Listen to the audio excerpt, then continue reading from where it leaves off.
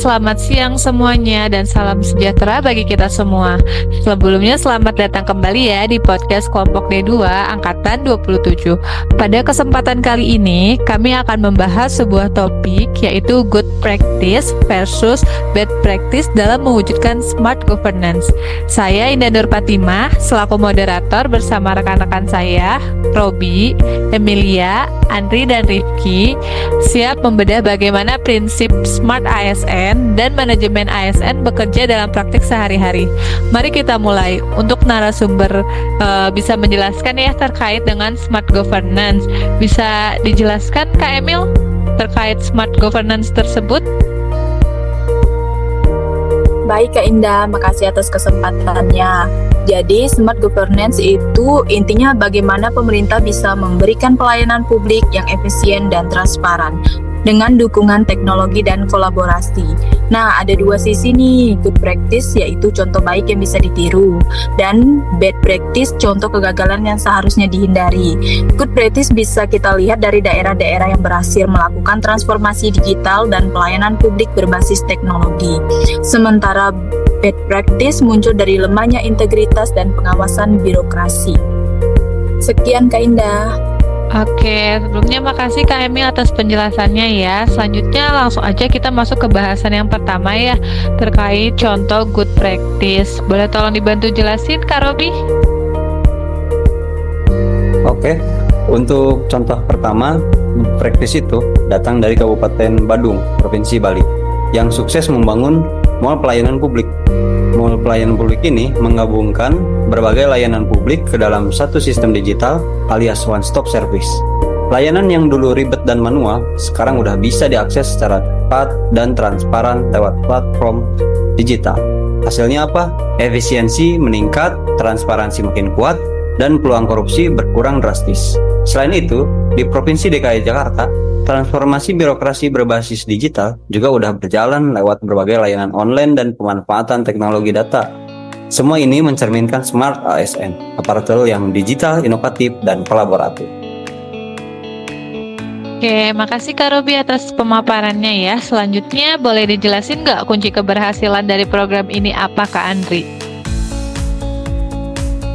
Baik Kak Indah, program kunci keberhasilan dari program ini dari dua contoh yang disebutkan Kak Robi tadi, ada beberapa.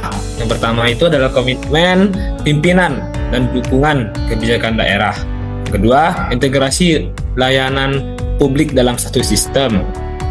Lalu yang ketiga, penggunaan teknologi untuk transparansi dan akuntabilitas, serta budaya kerja ASN yang berorientasi pada pelayanan, bukan sekedar birokrasi.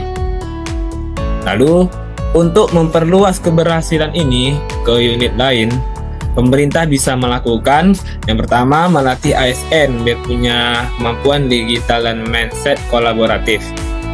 Lalu menetapkan regulasi pendukung seperti SPBE dan Smart City, dan melakukan monitoring dan evaluasi rutin lewat indikator kinerja digital. Intinya itu good practice ini bisa menular ke daerah lain asal ada komitmen, pelatihan, dan adaptasi konteks lokal. Kurang lebih seperti itu, Kak Indah. Kak Andri atas penjelasannya ya.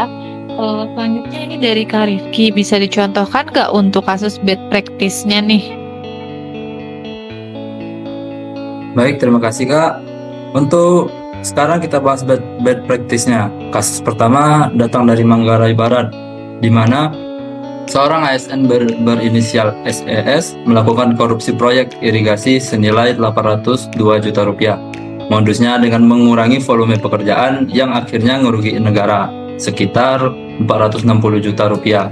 Kasus kedua ada 17 ASN Pemprov yang dipecat karena bolos kerja dan korupsi.